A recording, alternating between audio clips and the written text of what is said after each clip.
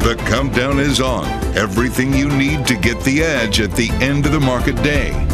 This is The Close.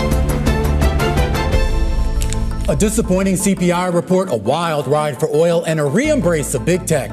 From Studio 2 here at Bloomberg headquarters in New York, I'm Romaine Boston. And I'm Alex Steele. Your choice. Whippy Wednesday, Whipsaw Wednesday, Tech Saves the Day. I like the first one. Whippy Wednesday? No, yes, Whippy Wednesday. That's exactly what it is. S&P is up by about 0.5%. Very different setup than we saw at around 9:30, 10 o'clock this morning. We'll get to that in just a moment. Same to be said for tech. NASDAQ 100 really outperforming, up now 1.5%, a 3% reversal from its lows. And two-year yield, a very whippy Wednesday as well. At one point, up 6 basis points, then flat to down 1 basis point, and now back up 4 basis points. That is your whippiness, Romaine. Yeah, and we talk about the big catalyst, at least starting this morning. It was that consumer inflation report that showed core CPI last month ticking up instead of down. And that's causing a lot of navel-gazing out there among investors, wondering whether the Fed can or will be aggressive in cutting interest rates next week. Traders trimming the probability of a 0.5 percentage point cut to near zero. We've hit a bit of a speed bump, if you will. And Chair Powell's talked about this before, that it's not going to be a straight line down. We've had several good months in a row. We've hit a bit of a road bump here, this month. But I do expect that we'll continue to see better inflation numbers ahead. Treasury yields rising and interest rate sensitive stocks falling, but the broader market getting a big lifeline today from who else? Nvidia. Those shares up as much as 6% today, a third day of dip buying in what all year long has been the pillar for U.S. equities. In fact, today lifting the entire S&P 500 despite more than 300 of the other stocks being in the red. Meanwhile, I'm not really sure what to make of the moves in oil today. Talk about whippy. WTI crude at one point plunged 3% from its morning highs after the CPI data at 8:30 a.m. It took another leg lower after the EIA inventory data at 10:30, then reversed course, rallying 3% off those lows as Hurricane Francine caused bearish investors to cover those shorts. A conversation ahead in just a second with one of the world's largest oil traders. All right, well, let's take a look at, say, the NASDAQ 100 and how that really helped to outperform. It looks very much like that oil chart that Romaine was just showing you. So this is the NASDAQ 100 futures. So you can really get a sense of the trading sort of overnight. So here's when we have the cash open. So if you have funds coming in like volatility controlled funds, like CTAs, risk parity, they're not trading pre-market. So the cash market opens, boom, technicals look terrible, they sell. Around this time, you have the NASDAQ 100 mini futures bouncing off the 200-day moving average, and then a steady climb higher. Then you wound up getting the CEO of NVIDIA talking about its Blackwell chips and saying that there is strong demand for its latest generation of Blackwell chips, and that then propelling the NASDAQ 100 mini futures to its session highs. And that's sort of the anatomy of this whippy Wednesday, Romaine. Absolutely. Here, as we kick things off to the close here on this Wednesday afternoon, Anwiti Bahuguna, CIO of Global Asset Allocation at Northern Trust Asset Management, joining us right now as we see stocks kind of push into the green here. But we are seeing that rise in yields, Anwiti, and I know there's been a lot of discussion here about the start of this rate cutting cycle and how investors should be positioned around that. Did anything change based on what you saw out of the CPI data this morning? Hi, Romaine. Thanks for having me. No, I don't think anything changes for us based on this 1 month's data report. I think some of the discussions we were having in our investment committee meetings were around the fact that market had started to price, had sort of almost forgotten about the inflation aspect of Fed's dual mandate and was focused very much now on maybe the weakness in labor market data. And so this was a stark reminder that they still have to keep an eye on what happens on inflation. And broadly, our expectations haven't changed at all. We expect a soft landing in terms of growth, and we expect inflation, maybe in fits and starts, but continue to come down. So with that outlook, I think nothing today was too far away from what we expected. I am curious about positioning, more importantly, the rotation that we've been seeing. We've already seen it in equities. To a certain extent, people are hoping, or I guess sort of anticipating, more of a rotation in the fixed income space. A lot of people, as you know, of course, still in cash, still in short-term treasuries. Looking across the $1 trillion or so that you guys have under management, you're a little bit longer duration. Why? Actually, no, we're not longer duration at all. We are very neutral duration. And from a multi-asset perspective, Romaine, we are underweight fixed income and overweight equities, which in duration terms automatically makes a shorter duration. Why? Thanks for correcting that.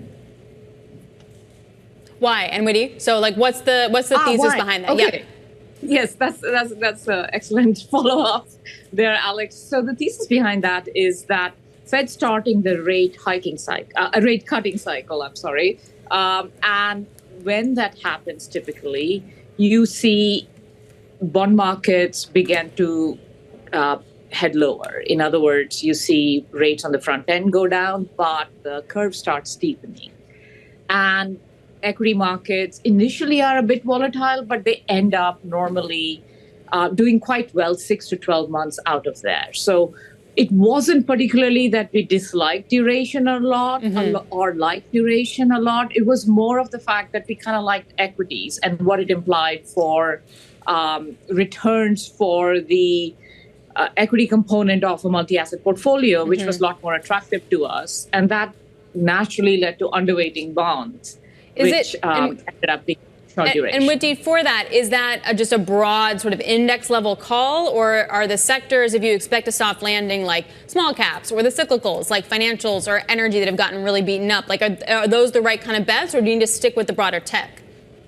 Well, we don't particularly make sector calls, but sector has been very important this past 12 months or so for performance. So we have been broadly overweight at the index level, Alex. But one of the things I wanted to point out is that we are beginning to see a rotation. Okay, not today, but we are beginning to see a rotation out of tech into other sectors of the S&P 500. And we would include small caps in that also, because I think as the rate cycle unfolds, as rates go down, that's going to be a tailwind for small caps as well. What are you anticipating? What are you and your team anticipating when it comes to that rate easing? Because there's been a lot of talk about how aggressive the Fed may be or may not be, and I do wonder if that changes the complexion of the trade. That's right. A lot of discussion in our investment committees over the path of the rate cut. And I think where we might differ, Romain, from the market a little bit is that, first of all, even before today's inflation print, which took out the 50 basis point hike from contention, our team was pretty confident that it's likely to be a measured 25 basis point rate cut cycle. And our expectations for rate cuts were maybe closer for the entire duration, as far as maybe 12 to 18 months, were in the range of 5 to 6 rate cuts. And market was a little more aggressive on that front, anticipating 9 rate cuts or so. So that was, to me, another reason for us to be a little cautious on bonds, because as the market starts adjusting to fewer rate cuts, there could be more bond market volatility. Any concerns about the potential uptick in volatility around the U.S. election? That is likely to happen. So we debated that also a lot, Romain. We think about, should we be doing anything in client portfolios in anticipation of the volatility that may be a September and November event? In other words, for 2 months, we may see rate volatility pick up. We may see equity vol pick up. But typically, our clients are invested with at least a 12-month horizon, and we advocate a 6-month outlook. And once this election noise is behind us, typically equity markets do quite well.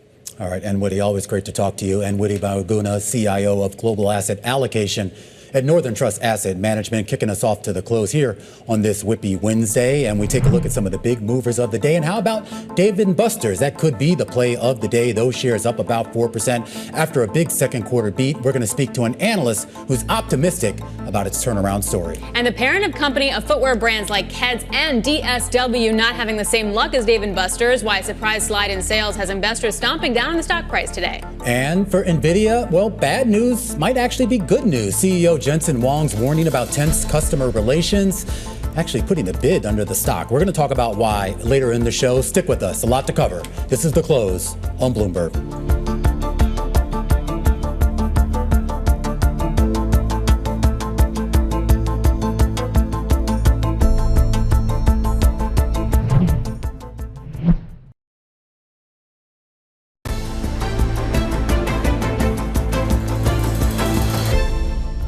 It is now cooled to room temperature.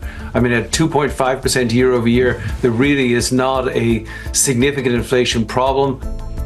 That was David Kelly, Chief Global Strategist at JP Morgan Asset Management, discussing today's CPI data, that hard data cooling, soft data disagreeing. 60% of Americans believe the U.S. economy was in a recession in mid-July, according to data from Nerdwallet's most recent survey on the health of the economy. Their senior economist, Elizabeth Renter, joins us now. Liz, walk us through sort of the soft data, the real data, how people really feel when the headline number says, look, inflation's cooling, all should be well.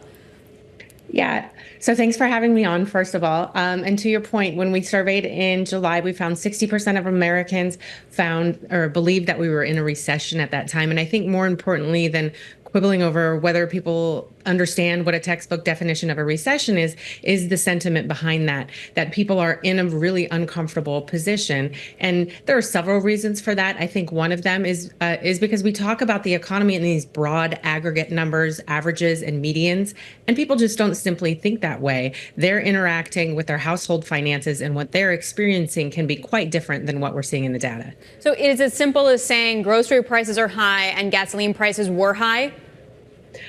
In some instances, yes. One thing that we found, we asked folks how they judge the health of the economy, and inflation was among the top considerations they had. But a very close second was price levels. And you don't hear economists talk about price levels a lot, right? We're thinking about how prices are moving, the momentum behind them. But people very much are thinking about what's on the price tag when they take something off the shelf, what's on the price at the pump. And so through that mechanism, you can see how a period of high inflation continues to play into people's sentiment long after inflation has subsided, because those price levels are still high. How does that, though, play into shifts in monetary policy, even fiscal policy? Because at the end of the day, you often have policymakers relying on that hard data. And if there is that disparity between the hard and the soft data, and look, the Fed has talked about this, that, inflation is not just a matter of the numbers. It is a matter as well of how people feel, the idea of what people think inflation is going to be. How do you incorporate that as an economist, or can you not do that in any sort of systematic way? Well, I think that's tough. And I think how you incorporate that definitely depends on your role. If you're in a public facing role like I am or like you guys are, I think a measure of empathy goes a long way. It's one thing to say, the labor market is strong, unemployment is low at 4%. But if unemployment is at 4%, that's 7 million people in this labor force that are looking for jobs and can't find work. So acknowledging the fact that there are people that are sort of living on the edges of those averages can go a long way in making people feel heard. What about kind of the flip side of this? And I'm thinking more about the wage growth that we saw, particularly during the pandemic here. You had significant gains across the board in certain industries, really phenomenal gains here. Does that get discounted because of the fact that actual prices at grocery stores and gas stations, et cetera, were also going up? Yeah, that's a good point. So to your point, wage growth grew exceptionally well in industries like the service industries or those that are typically lower paid. They were further sort of amplified by many states passing higher minimum wage laws. So this definitely did allow people to keep up with inflation in better than had their wages not grown. But, people don't think that way. They don't think, a dollar in and a dollar out, and I got 20% more over here, so I can pay 20% more over there. It doesn't feel as good to get that small raise when you're also paying those price increases at the register. I love this kind of insight because it really does go a long way in explaining the broader sense of the economy. And UMich, when it breaks up their sentiment indicator, they have a Democrat versus Republican. How do politics play into the surveys that you guys do? Yeah, so that's fascinating. You're right. If you look at that University of Michigan Consumer Sentiment Index by political party, you can see a shift when the administration changes. If the political party you identify with takes office, you're going to feel better about the economy. And we did find that 4 in 5 people say the economy is a hot button issue. 70% say it's the most important issue when they're choosing a presidential candidate. And I really think as you listen to campaign ads and campaign speeches, people campaigning know this, right? They know they're playing into our emotions. They know that we get worked up over this stuff, and they use language that's going to play into those emotions and get us to feel a certain way.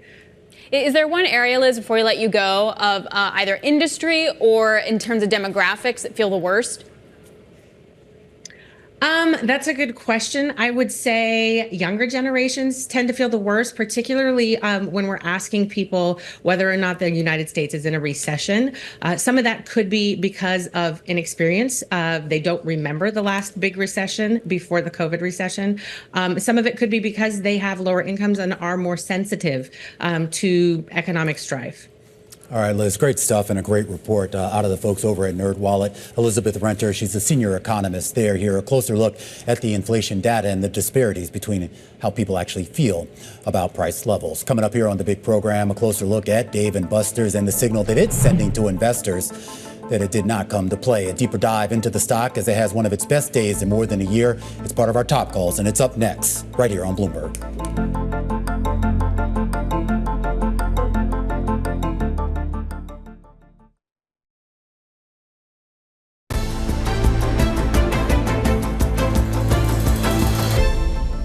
All right, let's get a view from the sell side. Our top calls, the big movers on the back of analyst recommendations. And we start off today with Viking Therapeutics.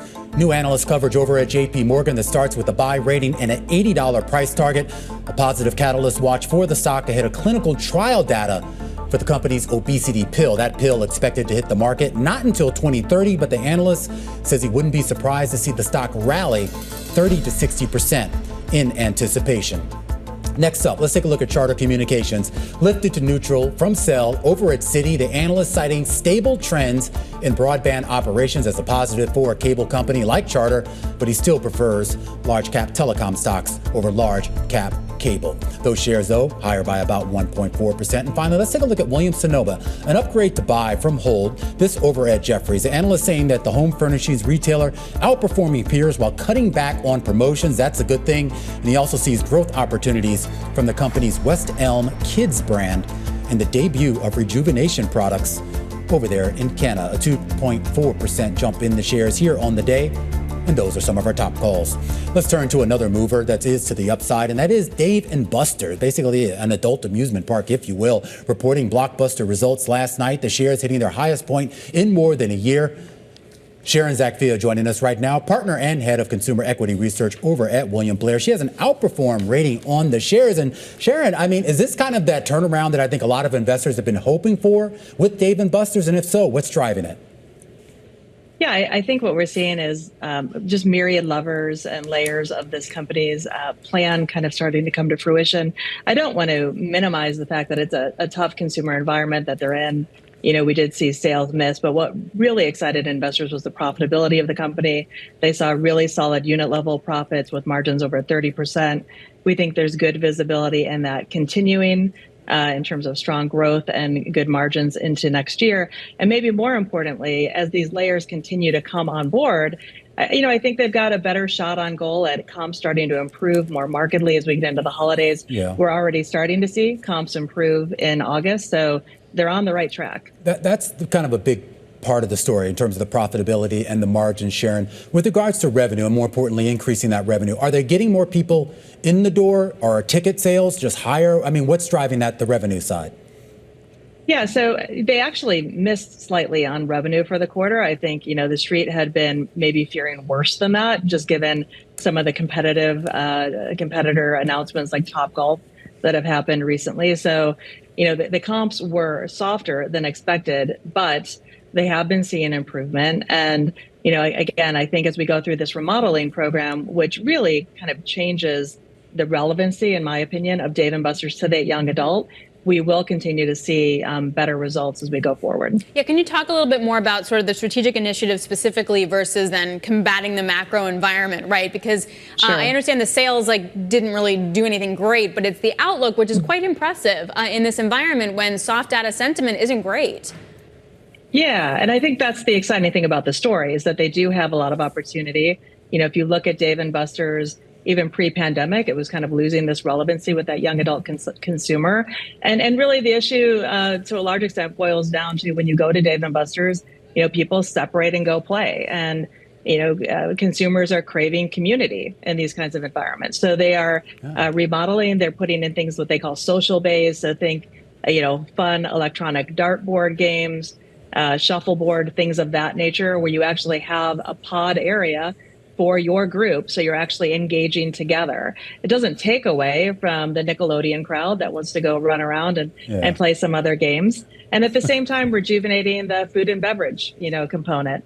So there's a lot going on, at Dave & Buster's, and it's an execution of a plan that was laid out, a few years ago. And we're starting to, again, see that play out. Although, admittedly, with a tough consumer environment, it's been maybe a little bit more up and down than one would have liked. Romain seemed really excited about the community sports. I like that. I haven't been in Dave & Buster's in a while, but I agree. I mean, just going up there and playing video games. I mean, that's, I guess if you go by yourself, that's fun. But if you're with your family and your friends, you want more community. And it's interesting, too, you bring up Top Golf, Sharon. I mean, how do they compete, though, with that? I mean, because Top Golf, at least in this area, has become, and other competitors similar to Top Golf, have become really big here. And it has become kind of that family thing. You don't need to know how to play golf. You just go there and have fun. Sure. I mean, and Topgolf has its own challenges, as I'm sure you saw them announce a few weeks ago. Topgolf does skew more corporate events. Dave & Buster's is definitely has some corporate, but skews more consumer.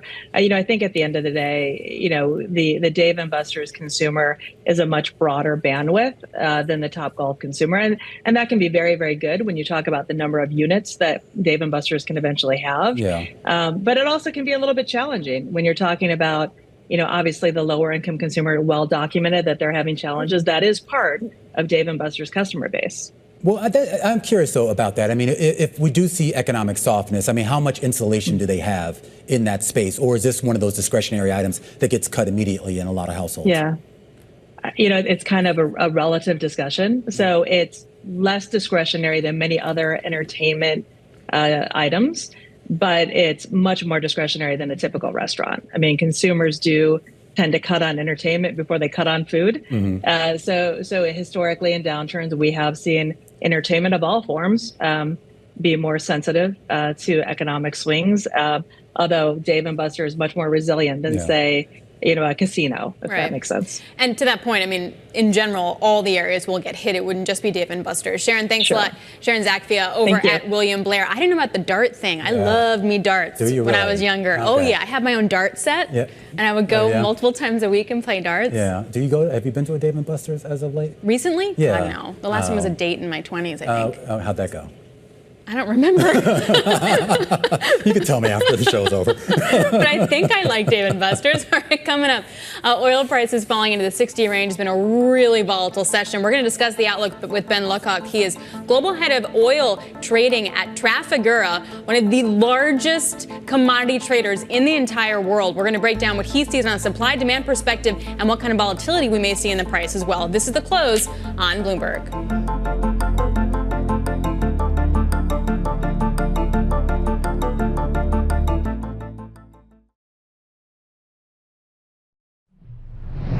The market's become, I would say, consensus bearish.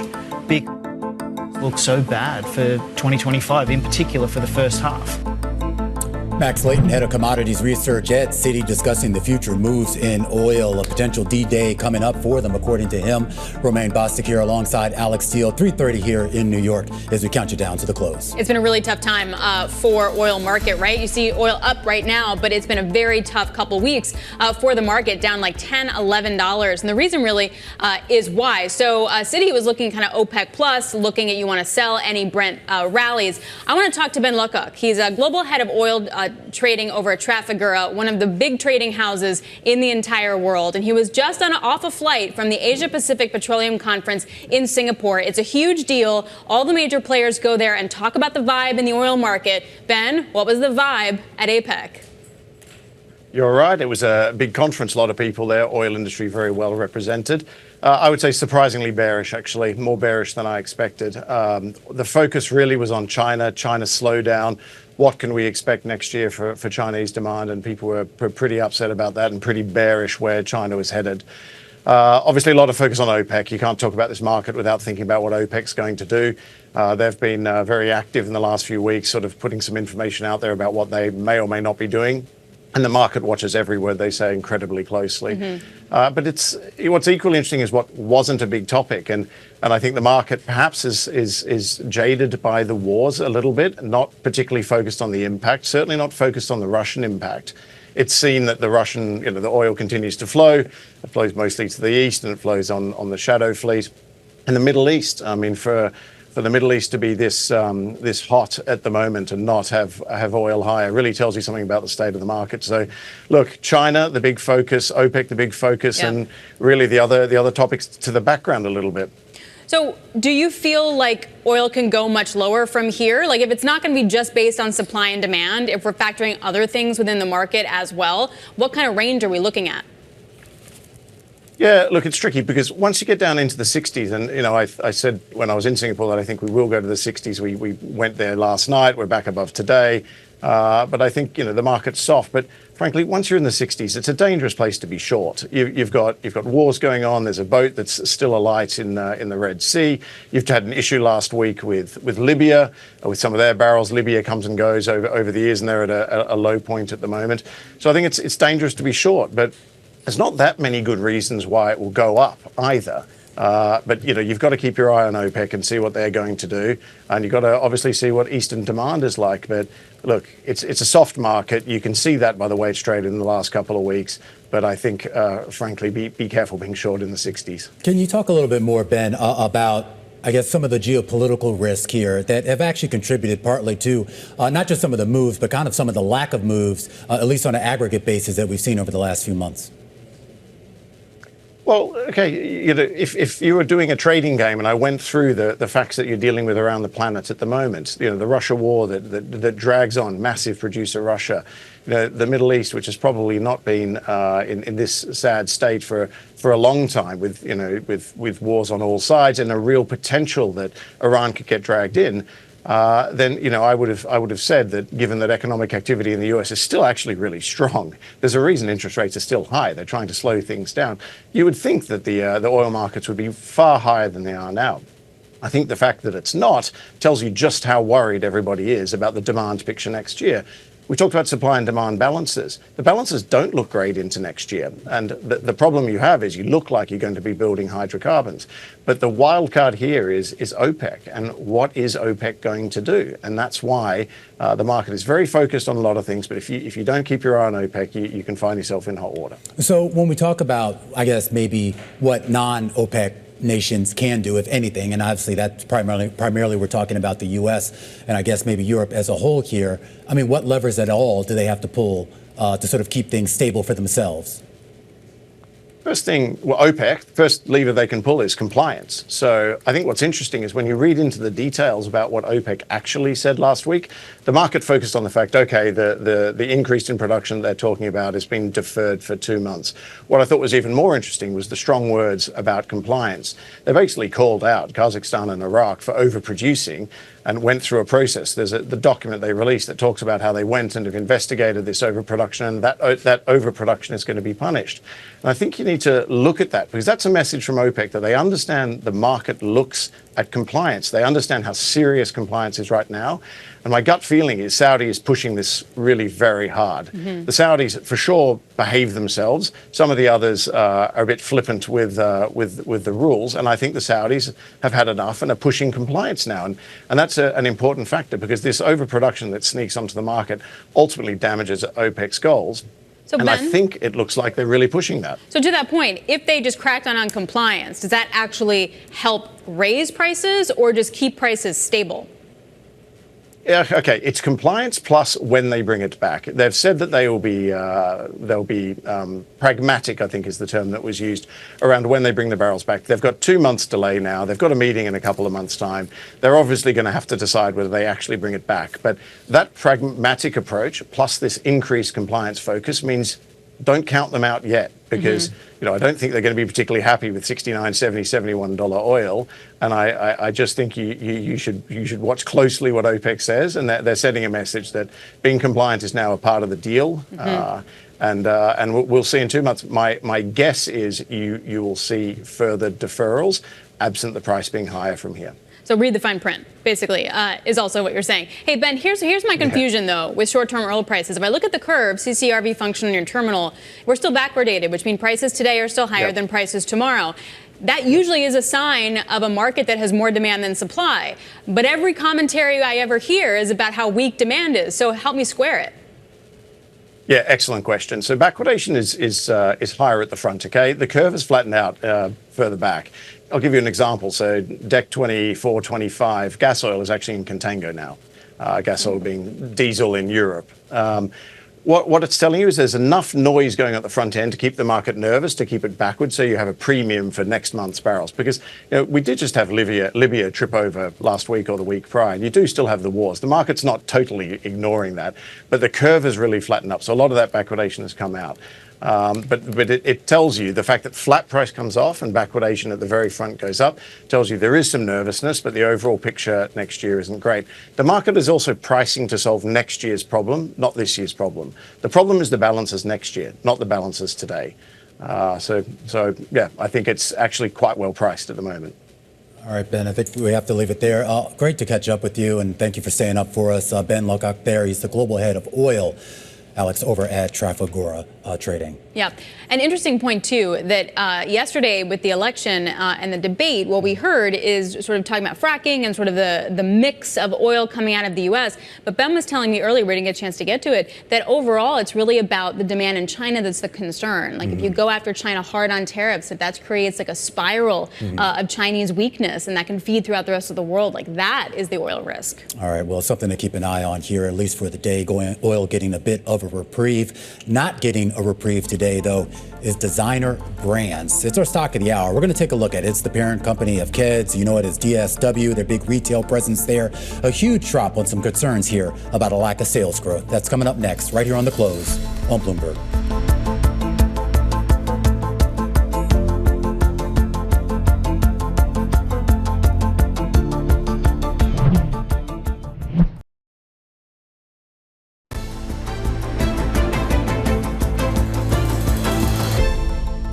All right, let's talk about cracks showing in the American consumer. Shares of Designer Brands, a big shoe company, tanking right now, down about 13% here.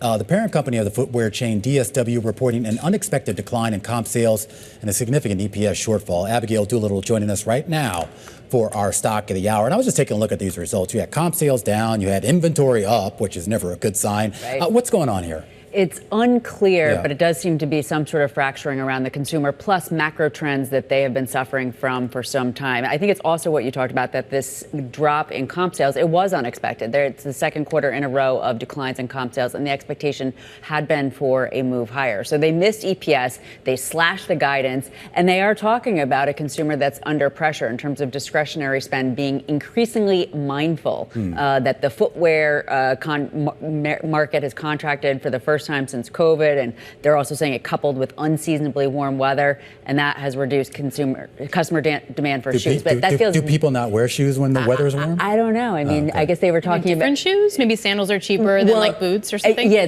I mean, this is to me. Whenever you have companies justify bad results, they use. You know, sometimes it really is just the case, but other times this does to me sound like fancy language for an issue. Now that said, they said dress and seasonal was tough. They're planning on moving through that. Really emphasizing the athleisure. You know, the look on your face, which is maybe confusion. I don't disagree. I mean, it's really hard to say what's going on. The stock's down 90%. Well, I mean, that's separate your toes, but I mean, the look on my face is too, because I always thought they were kind of more of a discount type of a shoe company. I mean, definitely through their retail. I mean, that's what I know them through DSW. I know they own Keds and Jessica Simpson and all that. But I mean, you kind of go there for inexpensive stuff, right? But that's what's confusing about them and say the dollar stores, like the stores you think are going to do really well because of the economy and the consumer. And they're not. Aren't. Like Target and Walmart are, but then I wonder if it's an idiosyncratic thing, if it's an inventory management, if it's discounting or something along those lines. I think that they've just had issues for years and years and years. Again, this stock is down about 90% from the 2013 peak from the pandemic. They were really hit by the pandemic, but down 60% into the pandemic. I mean, the last time I was in one of the DSW stores, I mean, for me, well, I haven't in years. It's not the most pleasant shopping experience. So maybe other people have had that experience. I mean, I definitely love just a good everything's deal. Just laid out or something. Exactly, and you have to kind of. Been one. I was looking at their brands though. Never? They got Hush. No. Okay, never. so you're making fun of me for never being in a Dave & Buster's. You've never been to a DSW, Alex? Abigail, tiebreaker. You know I'm a snob. Come on. No, I wouldn't be caught dead in a DSW. So Hush Puppies, Jessica Simpson, Keds, Le Tigre, which I never heard of, Lucky Brand, Topo. I don't know. Do you have any of these? I have Lucky Brand. I haven't had Keds in a long time. Yeah. But I think the main point here is the DSW. She's like, thanks. Let's get off of my personal shopping. I think the main point, though, here is the retail for the DSW. It's just really stretched. That there's consumers who are just not spending in the way that they had hoped that they would. And the guidance now flat to up slightly as opposed to just up. It looks like it's going to take a lot of quarters to possibly work out. But it's, as we're talking about, not entirely clear what they're working through. Negative free cash flow, you name it, doesn't look great.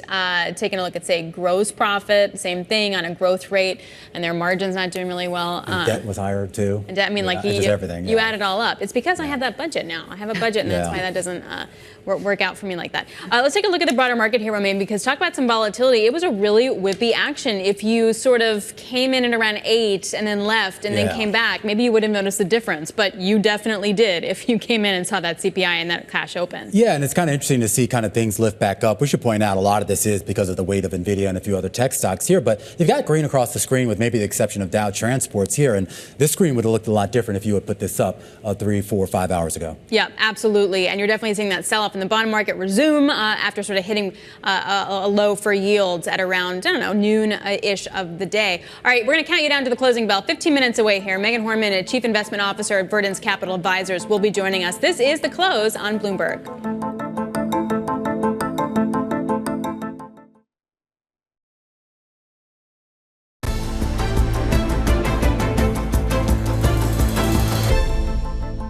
We are beginning to see a rotation. Okay, not today, but we are beginning to see a rotation out of tech into other sectors of the S&P 500.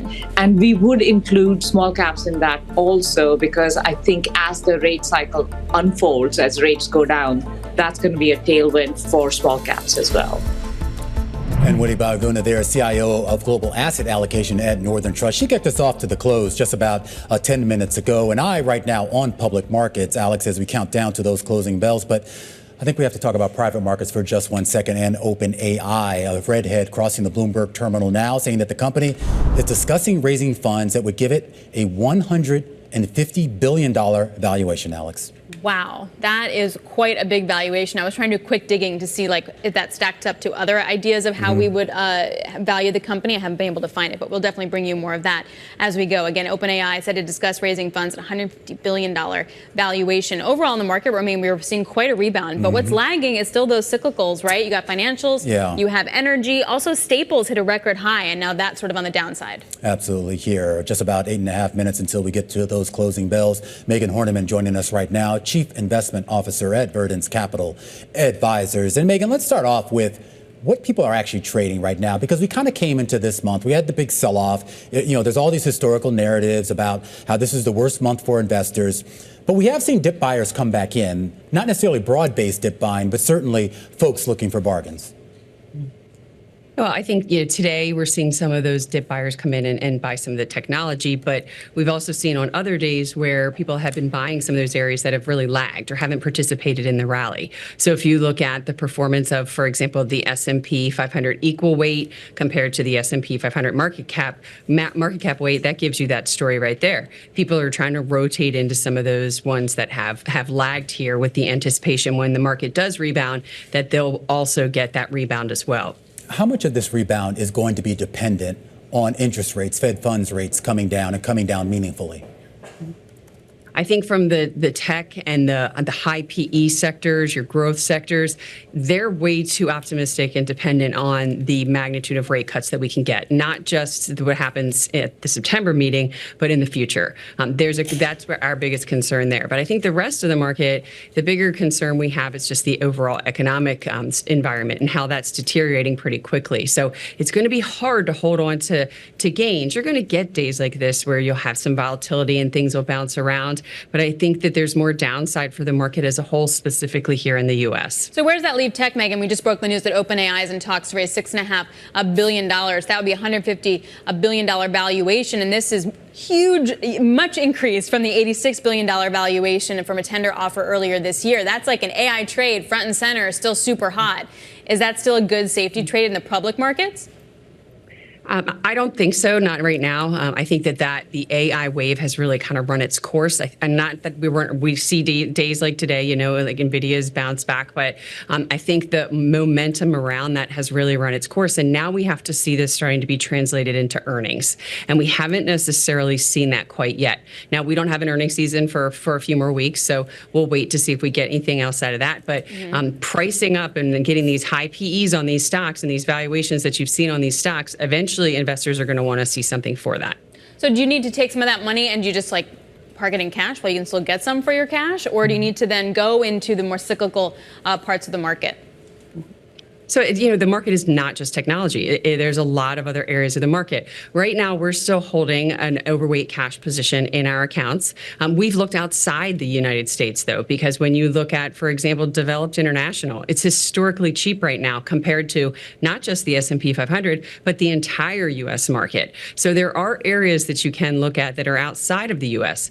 Within the U.S., we'd love to get into the small cap, mid cap area, but they are very, cyclical, very sensitive to not only interest rates, but also the economic environment. So I think you'll have a better opportunity there. So have some dry powder to put to work. There's going to be lots of opportunity. But remember, tech is not the only sector out there. Talk a little bit, Megan, about some of the risks on the horizon that you at least have to consider before moving back in. We've got geopolitical risk. You had an election coming up in a couple of months here. And then, of course, whatever the unknown is when it comes to corporate fundamentals in 2025. Yeah, I mean, September to be, for example, it tends to be a weak month. So we're fighting against this historical seasonality. But I think the things that we're concerned about, even in the very near term, would be there's disappointment out of the Fed meeting. There could be concern there. We saw today at the initial reading of the CPI that the market is still skittish about inflation. Don't forget, we get a couple more inflation reads this week, and we'll see if that has any impact on the market. I'm sorry, go ahead. Well, sorry, I was just going to stop you there on the inflation report, because when we were looking at that earlier this morning, this idea that whether you're going to see some sort of derailing, I guess, of what the Fed has communicated, which is a rate cut here. When you sort of assess the economic picture, are you confident here that the economic fundamentals will be supportive of market fundamentals? No, I'm not at all. I actually think that the market, what's going on in the market right now is still too optimistic about having this perfect soft landing. And that is not what we're seeing. If you've looked at any of the other economic data, look at the small business optimism report we got this week. It was not good at all. We still do have the majority of the economy and even consumers that are stretched here. The economic situation is getting worse. But the problem that markets have is they're pricing in the soft landing and the Fed cutting rates. That doesn't really make a whole lot of sense. The Fed can cut rates aggressively and we have a soft landing. That's not how it works. Instead, we're concerned that inflation, it's gotten a lot better. It is going in the right direction, but it is stubborn in many areas, in services, in housing. We saw that today. These are areas that we had thought would come down by now, and they're really not decelerating the way the Fed wants to. So while the Fed's focusing on the labor market, they're not going to forget about inflation. So I think it's going to limit the flexibility that they have, and that's going to really, I think, spook the markets going into the end of this year. All right, Megan, always a great conversation. We'll check in with you soon, I'm sure. Megan Horneman, Chief Investment Officer over at Verdence Capital Advisors, counting us down to the close, Alex Steele, and what we thought was probably going to be a relatively down day for markets here, but we're seeing a pretty strong bid come in here in the final few minutes of trading. Yeah, that's why I'm interested to see also if volume picks up sort of right around now. If you had those fund flows come in the cash market and had that heavy selling and then you sort of bottomed out, or they hit some technical levels in the futures market and then sort of climb their way higher. Doesn't it also depend, though, if the Fed's cutting for growth purposes versus normalization? That's what I'm curious about. Everyone's so focused on the actual number that we get out of the Fed, I mean, in terms of the basis points that we get. But I really want to hear, read the statement, but also hear what Powell has to say at the press conference when asked about economic conditions going forward. Right. And if it is just normalization, then can you achieve that soft landing? Does it have to be something horrible at the same time? But maybe that does put the 50 basis point cut off the table for now. As we look at these markets, look at this. You have NASDAQ 100 rallying into the close. 2% gains on the NASDAQ, 1 on the S&P 500. Yields are higher ever so slightly, about 5 basis points on the short end. A full breakdown of all the market action coming up in just a second, right here on Bloomberg. The Closing Bell, Bloomberg's comprehensive cross-platform coverage of the U.S. market close, starts right now. And And right now we are 2 minutes away from the end of the trading day. Romaine Bostick here with Alex Steele, taking you to the closing bell, a global simulcast. It starts right now. Scarlett Fu here in the TV studio. Tim Stenovic in the radio booth. And oh my goodness. She's back. After a 2.5-week trip on the high seas, Carol Masser is back in her seat. Ahoy, matey. Where you been? It wasn't 2.5 weeks, just a few hours. It felt like it. Away. Okay. It did feel like it. Well, glad to have you. You look tan, rested, and ready there. I feel pretty rested. Interesting. I feel like I missed a few things here, but what a market day already, right? We saw a bunch of selling earlier on. It looked like broad-based selling, and then, I don't know, some good news out of NVIDIA, and we feel like a tech turnaround, and now we've got some buying into the close, guys. What's going on? Yeah, it's a little wild. I'm just doing some calculations on the Bloomberg terminal here. We were down as much as 1.6% on the S&P 500. Now we're up by more than 1.1%. It was a swing of 2.8% today, just from one direction to the other. Kind of wild.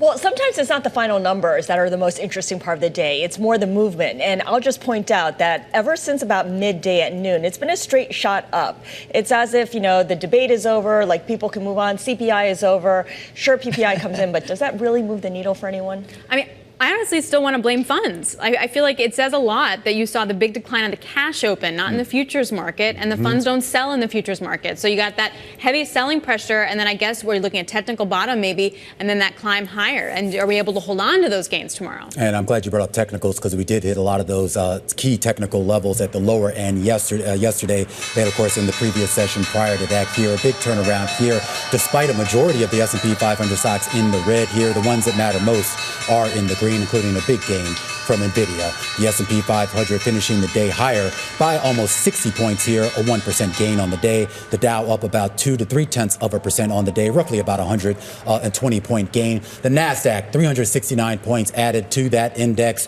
2.2% higher here on the day. And the Russell 2000 trying to get in on the action as well. A gain on the day, a flip-flop from red to green, 6 points higher, or about 0.3%. All right, guys. So after earlier seeing some broad-based selling, we're finishing on the S&P 500 almost an even split. You've got 231 names, Scarlett, to the upside and about 268 to the downside. All right, taking a look at the sector performances here, tech is by and far the winner, gaining more than 3%. Consumer discretionary also up by better than 1%, and communication services. So it's big tech leading the way. On the downside, energy losing almost 1%, and it's worth noting here, energy, the big losers over the past 5 days, the past 1 month, the past 3 months, and the past 6 months as well. Staples and financials also finishing in the red. All right, let's get to some of the individual gainers, if I may. And this one definitely atop the S&P 500, at least one of the top gainers in the S&P. We're talking about NVIDIA, a gain of about 8% here, really helping to also leading the overall tech area higher. We did have NVIDIA CEO Jensen Huang coming out.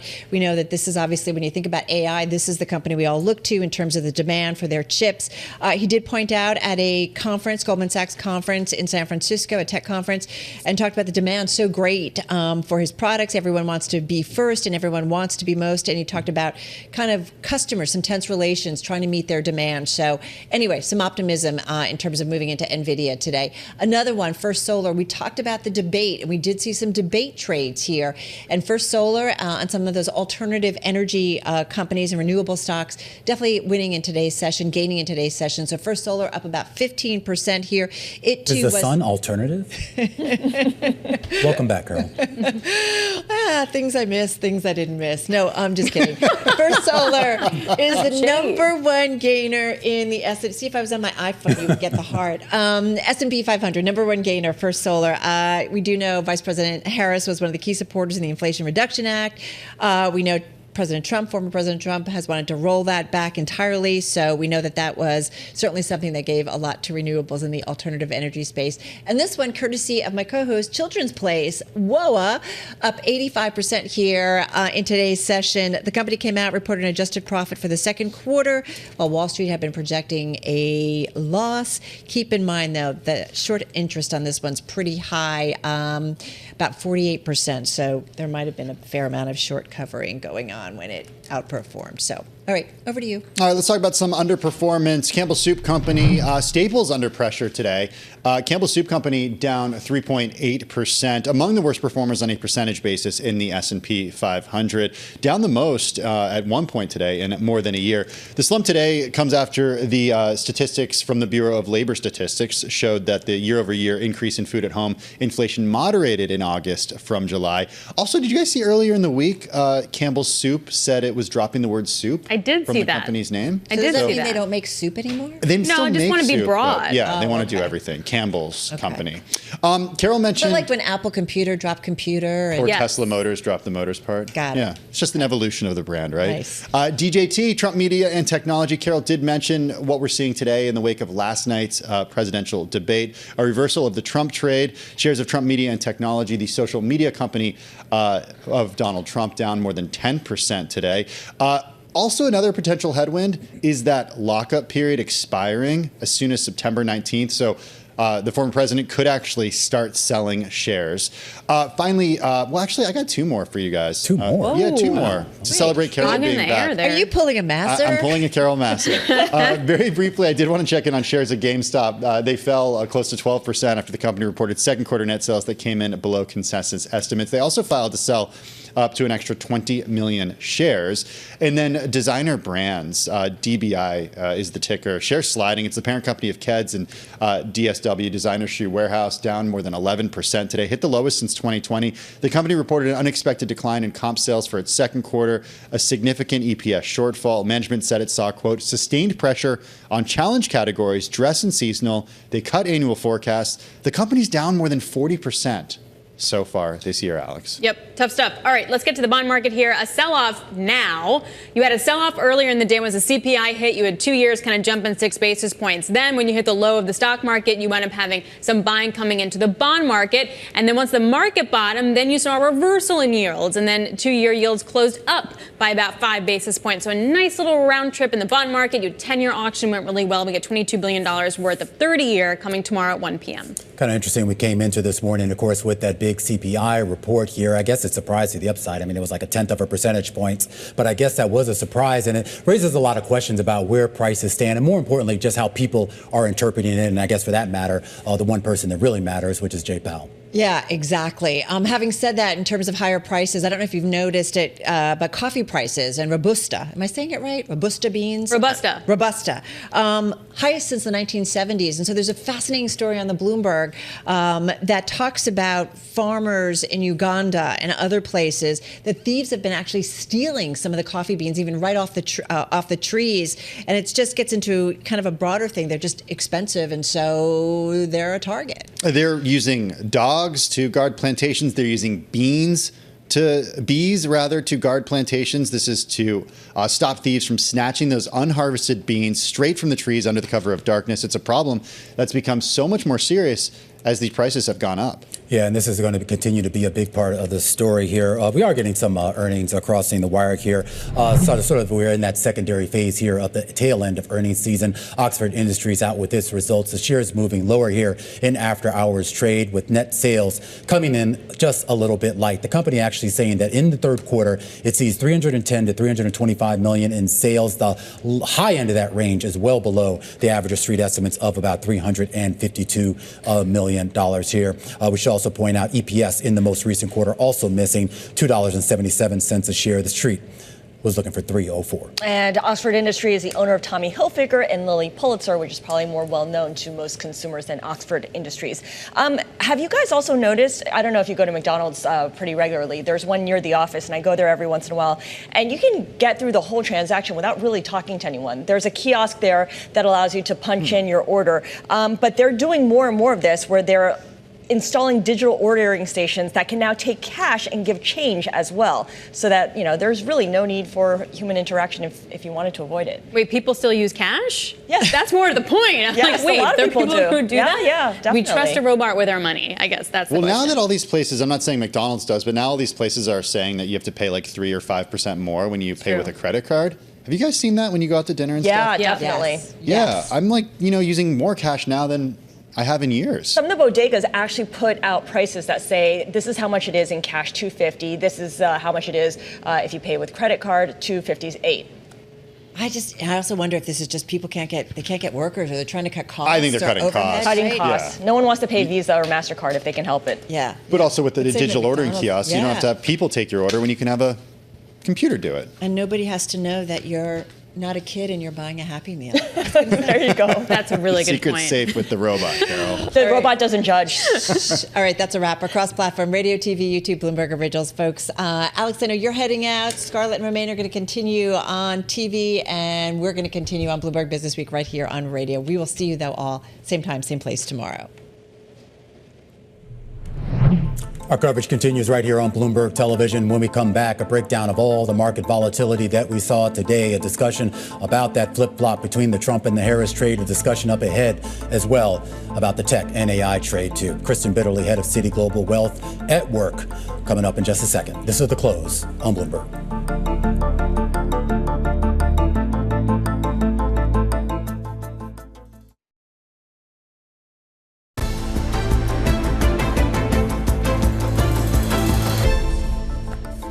Welcome back to The Close. I'm Scarlett Fu. And I'm Romain Bostic. It was quite a roller coaster ride in financial markets here in the U.S. today. In fact, we pretty much opened flat in most of the major U.S. indices. And for the first hour of trading, it looked like it was going to be an ugly day. The S&P 500 was down 1.6%. But you see the screen behind me, a huge turnaround as we got into the afternoon, a strong bid coming in the final minutes of trading. The S&P up 1% on the day, the NASDAQ up 2%. The rate-sensitive sectors, though, were not able to escape the drag. A lot of concerns about that CPI report and the Fed, and, of course, the stars of the show. You can thank, well, what else? Chip stocks, Scarlett, the Philadelphia Semiconductor Index up 5%. And I have a feeling there's at least one stock in there that led the charge. Yeah, the biggest star of them all, right? NVIDIA up 8% on the day. It's now strung together 3 days of gains. And of course, this follows the stock's, let's say, 7-day, 18% sell-off after its less ideal than expected second quarter results. Jensen Huang, the CEO and co-founder, speaking at a Goldman Sachs tech conference with Goldman CEO David Solomon, talking about how there's a lot of demand for their chips, especially their next-gen Blackwell chips, and how, as a result, there's a little bit of tension sometimes with customers as they try to get that going. Well, I also want to mention, of course, DJT, Trump Media and Technology. This is the owner of Truth Social, off by 10%, plunging as much as 18% to the lowest since November of 2023, following last night's presidential debate. Also weighing on the stock, we should note, is that the lockup period expires on September 19th, and that means insiders, including the former President Trump himself, can start selling shares in the company around then. Our top story this hour, of course, though, is the fallout from the first and possibly only presidential debate. Traders are unwinding all those bets tied to former President Trump, at least for now. So we're talking about his social media company, as well as Bitcoin, which, of course, he has wholeheartedly embraced this time around. Meanwhile, you look at green energy shares, they got a boost on speculation Democrats would bring more funding for the transition to renewables. TAN is the ETF that we're looking at here, up 3.9% over the past 3 days. All right, well, joining us now to kind of help break down what we learned last night, or maybe what we didn't learn, is Tina Fordham, geopolitical strategist and founder at Fordham Global Foresight. Tina, great to see you. We'll get to all the memes in just a second, but let's start off with the substance, the meat of what we were supposed to get here. How much do we really learn about either one of these candidates, Harris or Trump? Well, judging by the pre-debate expectations, the burden was on Kamala Harris to introduce herself. We've had Donald Trump as president, and the vice presidency is more of a backseat kind of a role. So American voters were keen to get a sense of who she was. It wasn't huge detail on policy, which you wouldn't expect to see in a format like this. But there were so many elements where the candidates' personalities were communicated. I mean, what you just showed with Harris, striding over forcefully to shake hands with Trump when there was so much discussion.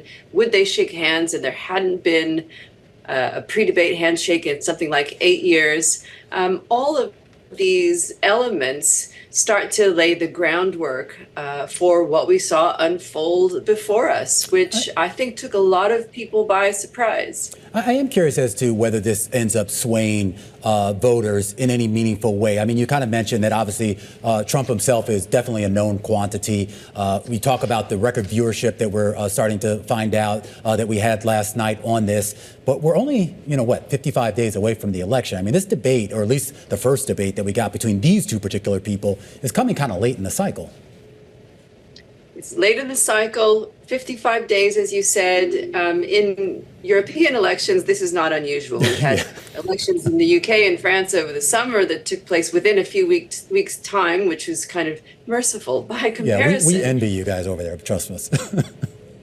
Well, I mean, you should pity me because I was up at 2 o'clock in the morning watching it on London time and kind of parsing views on both sides of the Atlantic. And also, of course, how this looked in Beijing, in Abu Dhabi, in Johannesburg, right around the world. We have Trump talking about people eating pets, and Harris kind of honing in on exactly how many Polish American voters in the state of Pennsylvania might be troubled by Trump's position on Ukraine. That was a remarkable contrast. Yeah. That's a really good point. I want to go there to foreign policy because the former president made a couple of comments there saying he only wants Russia's war in Ukraine to end, but clearly not specifying which side, and also citing Viktor Orban's support as a key ally.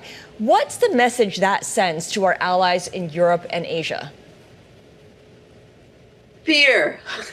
Viktor Orban, the Prime Minister of Hungary, is in the doghouse, to use the technical political science term, with the European Union, has been picking fights and violating norms and conventions as well as agreements for some time. And so to cite him as a source of support to convey his global stature is a surprise to Europeans. And again, the international impression here is how can it be that so many U.S. voters take Trump seriously? We didn't hear about the kinds of things that people on the street are focused on, corporate tax rates, position on cryptocurrency and these kinds of things. But we had this kind of unplugged Trump and the spectacle of Harris, who again, isn't as well known, but I'm from the state of California, from the Bay Area. She's a fierce prosecutor, and we saw that on display.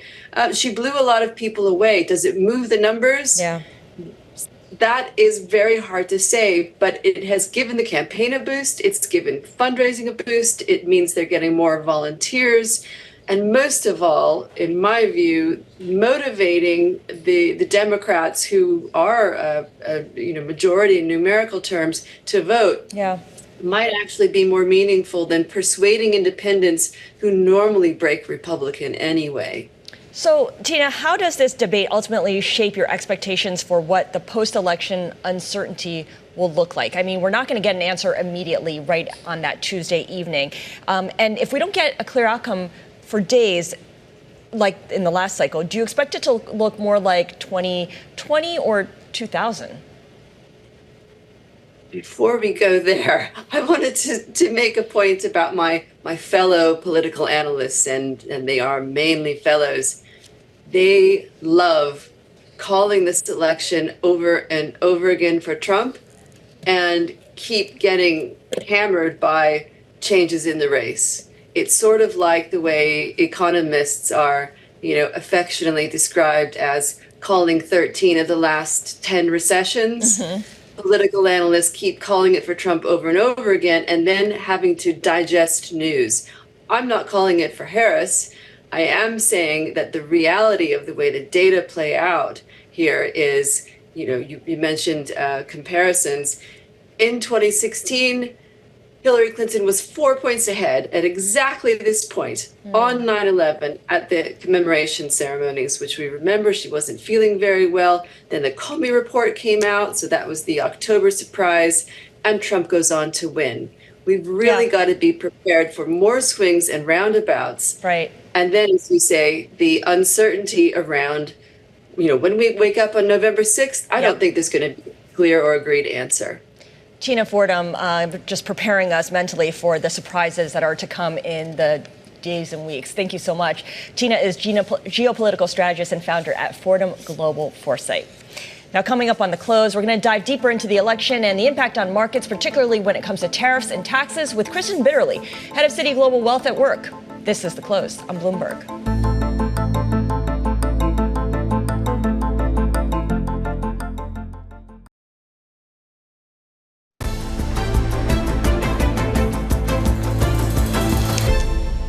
Investors bracing for more volatility as we inch closer to November. Kristen Bitterly, head of Citi Global Wealth at Work, expects, quote, volatility to persist in the lead up to the election.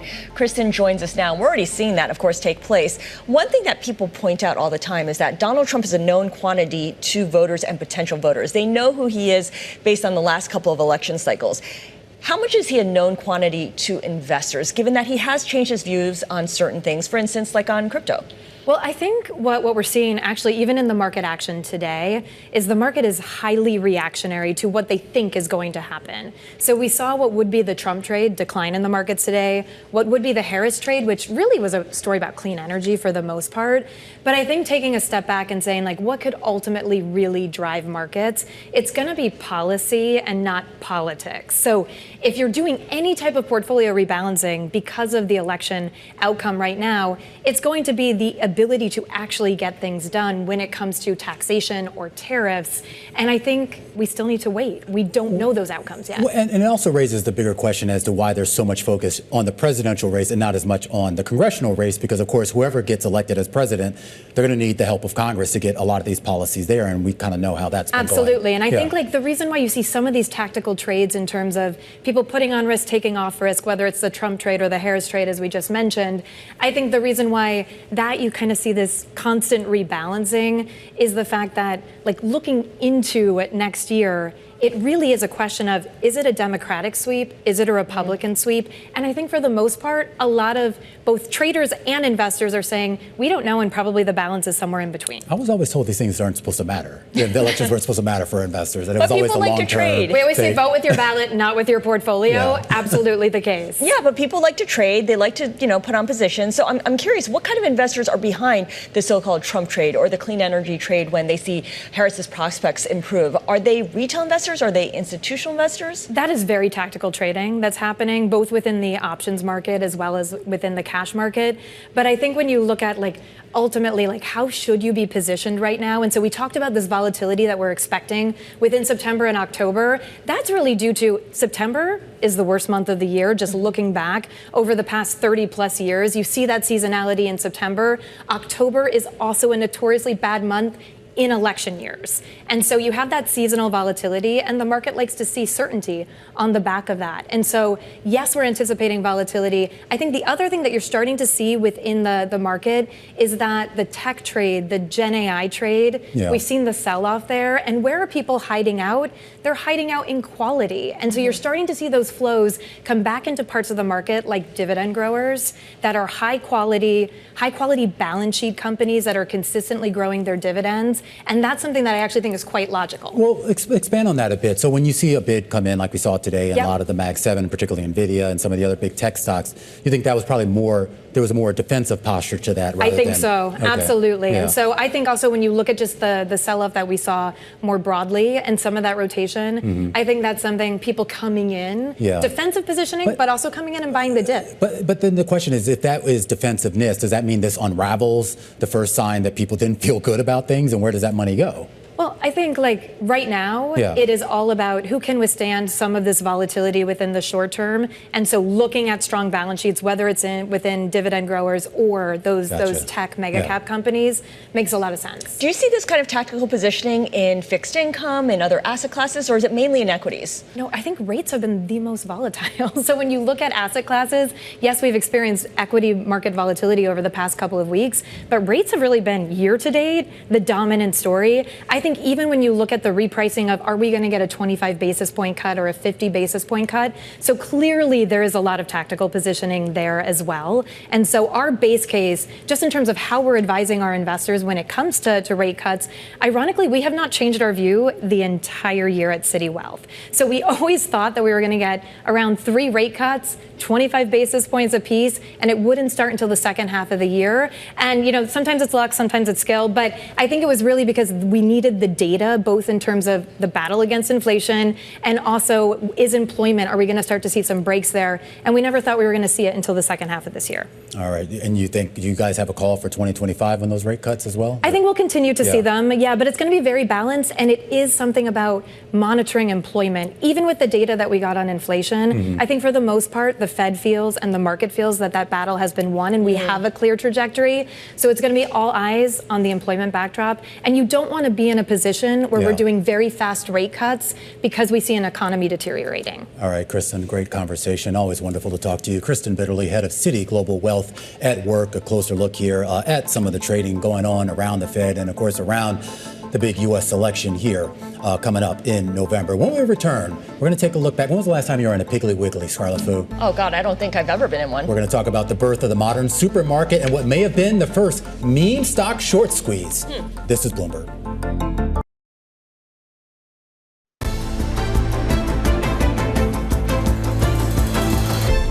All right, time for a look back at this day in history and the dawn of the self-service grocery store, because it was back in 1916 when Clarence Saunders, the son of a Virginia tobacco farmer, opened the first of his Piggly Wiggly markets. Now, the idea, as the legend goes, came to Saunders when he was a teenager working as a salesman for a wholesale grocer, where he learned just how razor-thin profit margins were in the industry. Remember, stores back then, they were incredibly labor-intensive. All items were kept behind counters and in stock rooms, and that meant you needed multiple clerks to take customers' orders and retrieve them. Saunders thought, well, what if all the products were within arm's reach? Customers just grabbed what they wanted themselves. That would lower the store's labor costs and, in turn, lower prices for shoppers. The Boston Globe magazine back in 1918 said that the buyer pays for the things he buys, not for the salaries of the clerks, delivery wagons, and gasoline, and all the other expenses of the average store.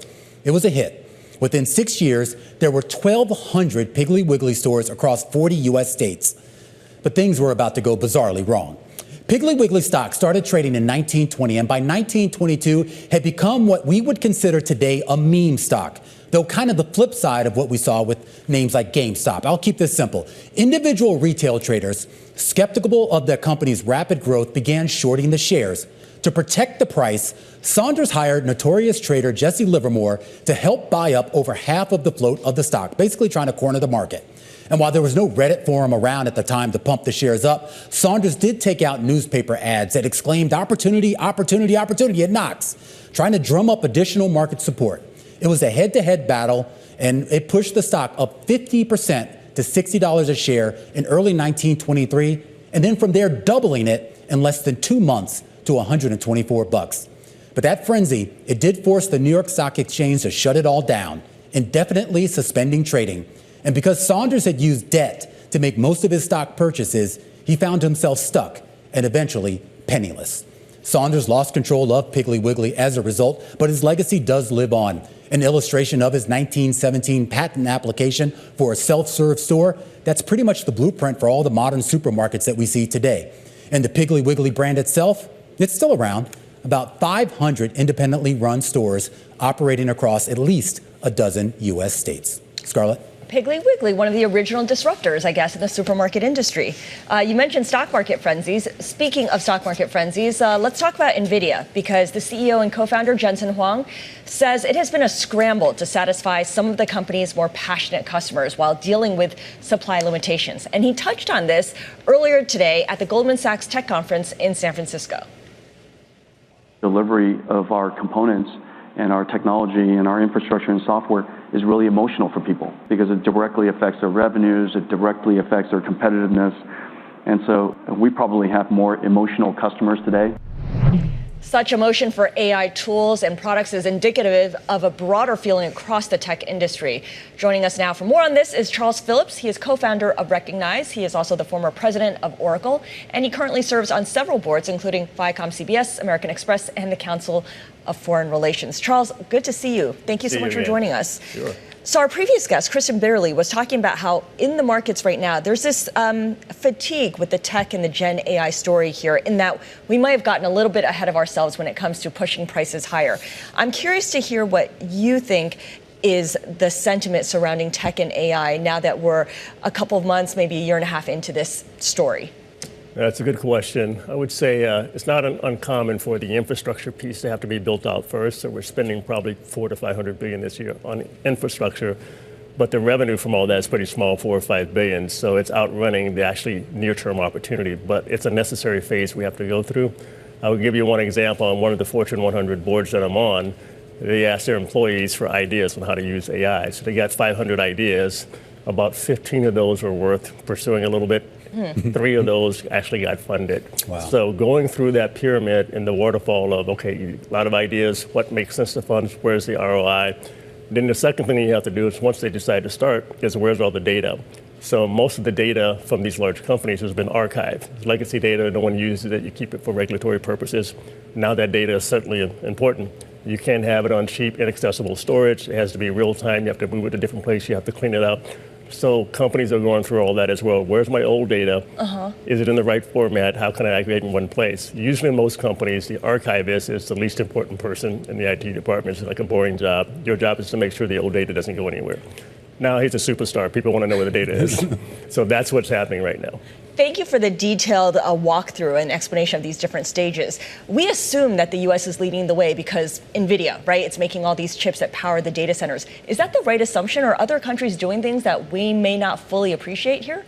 I think we are leading it, but you can't ignore companies like Mistral in France, which is doing some innovative things with the open source model, which is interesting. China's a wild card. They're investing like crazy, using some of our IP, of course.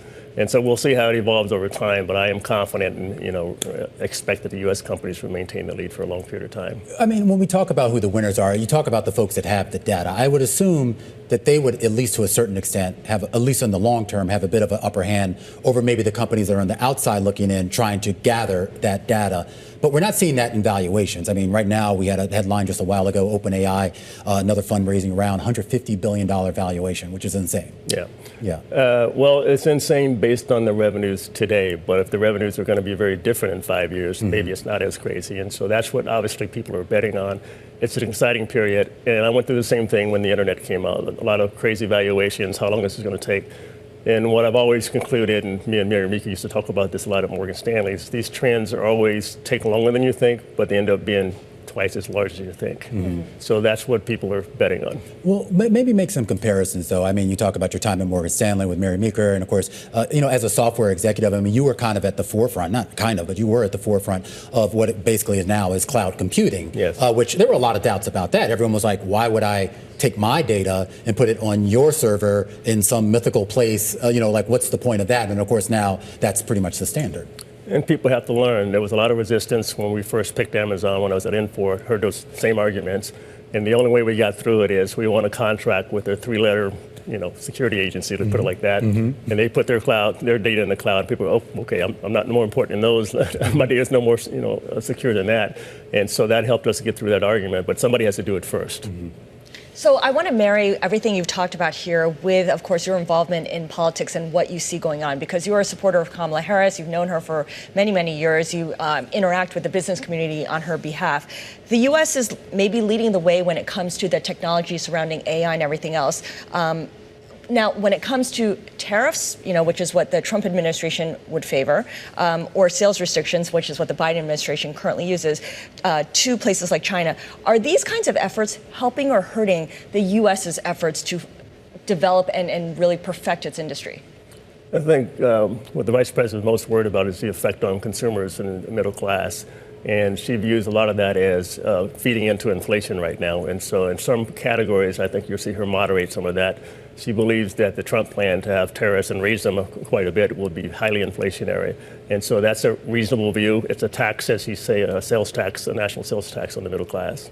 When we talk about the development of a tech policy under a potential Harris administration, there's been a lot of concern about the Biden administration's regulatory approach to the industry. And if you believe some of those CEOs, they would say that's hamstrung us. It's limited in what we can do. How would you advise, if you were in that position to advise Harris on this specific topic, what would you tell her? That's probably one of the two topics most CEOs talk to me about. They feel like the regulatory regime has gone too far, it's too aggressive, it's been overreach. There's probably some truth to that. So I think you want regulations to keep markets fair, but you don't need any more regulations than are needed to do that. And so we've had a lot added in the last 4 years, but the same thing happened in the prior 4 years. And stepping back a bit and saying what's needed, where can we streamline a bit? How are companies experiencing this, especially small companies? It's a healthy debate to do that, to go back and take a look at it again. So I would be advising her to kind of moderate some of that. All right, Charles, going to have to leave it there. Great to catch up with you. Charles Phillips, he's the co-founder of Recognize. We should also note that Phillips serves on the board of Bloomberg LP, the parent company of the network you're watching right now. Scarlett? Remember this morning when we came in, the CPI report was slightly higher than what economists had anticipated, yeah, it was and like we got this dramatic reaction or something. Yes. I was wondering what all the fuss was about. Yes, but the market just tanked at the open at least, and at one point the S&P 500 was down 1.6%. Yeah, that was the low point, and then since then it went straight up, and you can see that the market's closed higher. S&P up 1.1%, the Nasdaq 100 up by 2.2%, thanks in no small part to the likes of Nvidia. That 10-year yield auction, it went off without hitch. Yeah, it'll be sure. Of course, the yields will be in focus heading into next week with that big Fed meeting, 3.65 and change right now on your 10-year. This is the close on Bloomberg.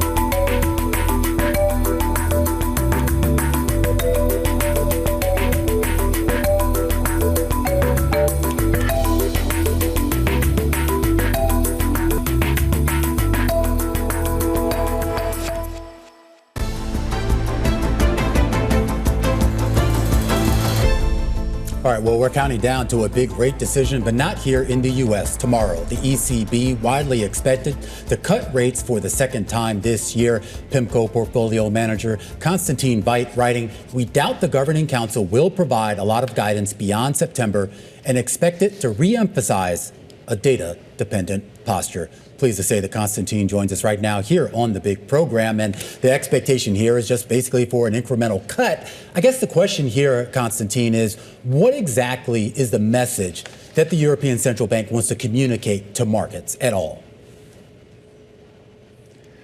I think it wants to communicate to markets that the fight against inflation is not over yet. If you look at services inflation, it still remains way above target at 4.2% in August. So they will be cautious and not declaring victory too early. So that's why I think 25 basis points without a lot of guidance from here seems reasonable.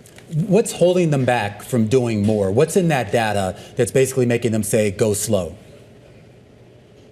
Yeah, they've made a lot of progress, so I think it's fine to lose the restrictions a bit and becoming a bit less restrictive.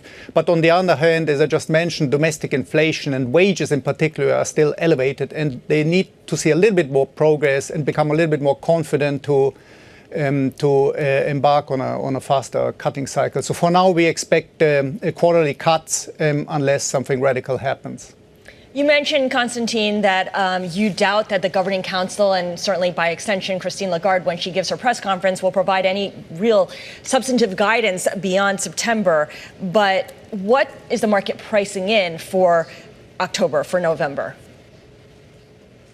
Yeah, so the market expects basically 2.5 more cuts. So one cut in September and one cut in December, and it prices some chances for a cut in October. So we think a cut in October is very unlikely. You have only 5 weeks and a limited amount of data coming in. So we think it's more reasonable to expect them to deliver the third rate cut in December. So we're a little bit more cautious than what the market expects, but not by a lot. Okay. So it kind of sounds like, reading all the research, that this 25 basis point cut for the ECB is set in stone at this point. Market is pretty much expecting that. I know this won't influence what the Federal Reserve does later this week, but Can you talk a little bit about how the ECB is being ahead of the curve of the Fed when it comes to cutting rates, what that means for investors and how they adjust their holdings of European sovereign debt versus U.S. Treasuries? Yeah, I think if you think a couple of months back, there was even question marks whether the Fed would cut this year. Some were speculating they would raise rates again. So now it looks like they will join the club and cut interest rates. So it looks like the ECB is cutting probably 3 times this year. The Fed might cut 3 times this year. The Bank of England might cut 2 times this year. So it all looks fairly synchronized, and this is broadly what the market is currently pricing. Is there any sort of risk that that market could be surprised, not necessarily in the rate cut itself, but the idea of communication or lack thereof? Yeah, I think the communication will be fairly neutral, but if the ECB kind of rules out a cut in October, that would be perceived as somewhat on the hawkish side and could lead to some market repricing. And if the ECB exhibits more confidence than expected that the domestic component of inflation normalizes as well, that could lead to a rally and a fully pricing in of a cut in October. So these are kind of the levers they can pull. I am curious. We talk about this easing cycle that we think that the major banks around the world are going to embark on. This idea that they're not quite in sync. And I know you have different economic conditions in certain parts of the world between the U.S. and elsewhere here. Does it matter that this might not be a universal easing cycle around the globe? Yeah, I think so far it looks fairly synchronized. Obviously, some central banks will be a little bit earlier, some will be a little bit later. But if the Fed goes 3 times, the ECB goes 3 times, the Bank of England goes 2 times, this all looks fairly synchronized to me. And you see there's a high correlation in global inflation as well. There will be nuances when it comes to the cutting cycle, but overall it looks fairly synchronized at this point in time. Konstantin, I know you're not expecting Christine Lagarde to say anything too surprising, but what could she say that might take markets off their game, take them by surprise? I think keep in mind the ECB has a slightly different mandate than the Fed, so they are looking at inflation and inflation only. And if they focus a bit more on growth and show a little bit more concern on the growth side, then that could lead to some more repricing in the market and could be perceived as dovish and potentially a faster cutting cycle from here. I think a focus on growth would be a dovish surprise. All right, focus on growth. Maybe that'll be the thing that people look for. Konstantin Veit, Executive VP and Portfolio Manager at Pimco. Thank you so much. Really appreciate it. Still ahead, people from all walks of life coming together to mark the anniversary of the 9/11 attacks. Today was the 23rd anniversary of that attack. Bloomberg caught up with Hockey Hall of Famer Henrik Lundqvist about how he's supporting that effort. We've got more on that next. This is Bloomberg.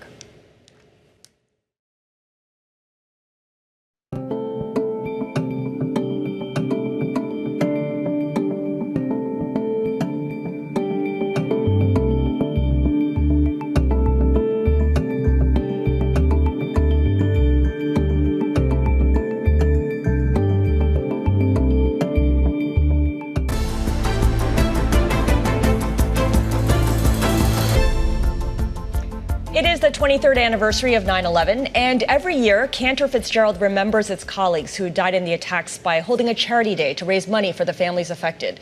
Bloomberg's Shernali Basak caught up with some of the celebrities taking part in the firm's effort, and here is part of her conversation with New York Rangers Hall of Fame goaltender Henrik Lundqvist.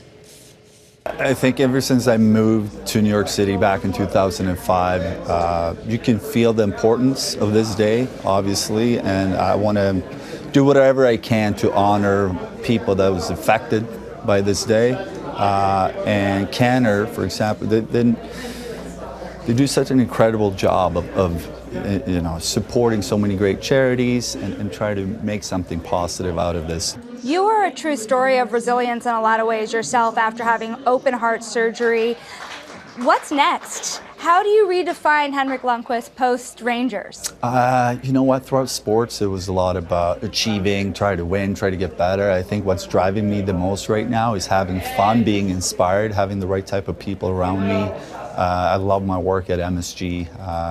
again, meeting so many incredible people, but also all these different partnerships that I work with, Revolution Race, my fragrance, Next Chapter, or Porsche. So what about the Rangers? Yeah. There are a lot of questions out there on what it would take for the Rangers to really make it up and to make it into the Stanley Cup Finals. What do you expect this season? We are days away from preseason. Yeah, it's always an exciting time. September training camp starts. I remember the feeling. You've been away for the summer, players come back, and you look at last year.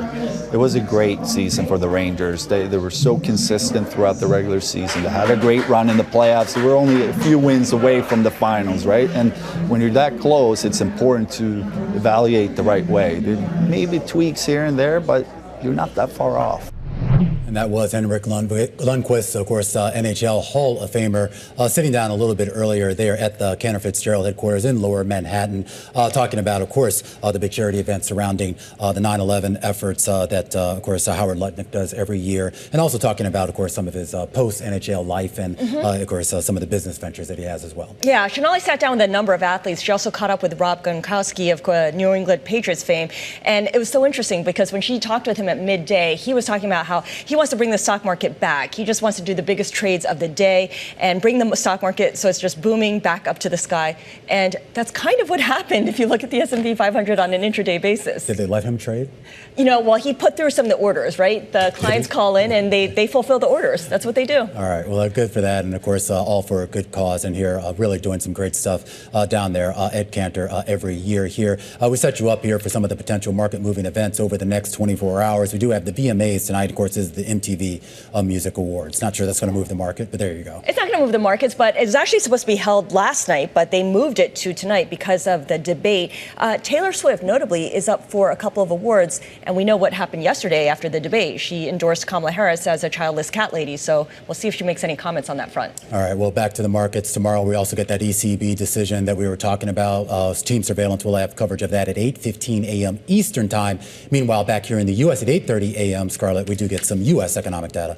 Yeah, we get PPI, which is wholesale inflation, and we'll see if we get any upside surprises there. The CPI was a little hotter than anticipated just on one measure, core on a month-over-month basis, ticked up when it was expected to stay unchanged. So we'll see if we get any similar kind of heat, I guess, for the wholesale inflation. And jobless claims is going to be critically important because the Fed is now much more focused on the employment side of its dual mandate. All right. Of course, the last couple of really major data points that we're going to get before next week's two-day Fed meeting that starts on Tuesday. We do get some earnings tomorrow as well. A couple of stragglers. Yeah, Kroger, the grocery chain, and you got to wonder whether they say anything or can say anything at this point about the Albertsons merger.